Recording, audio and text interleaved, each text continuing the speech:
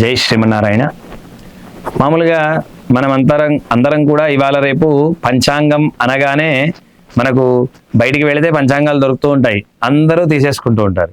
మరి తీసుకుంటాం పంచాంగం, కొన్న తర్వాత ఏం చూడాలి పంచాంగంలో అంటే ముఖ్యంగా ఉగాది రోజు పంచాంగ శ్రవణాలు అనేవి టీవీలలో చాలామంది పండితులు పెద్దలు మనకు చెప్తున్నారు చక్కగా. కానీ మనకు ఒక ఆతృత అనేది ఉంటుంది జనాలకి, ఏంటి అరే మన రాశి యొక్క విశేషణం గురించి మనం చూసుకుంటే బాగుండు అని. కనుక వాళ్ళు పంచాంగం తీసుకొని చక్కగా రాశి ఫలితములలో ముఖ్యముగా చూసుకోవచ్చు.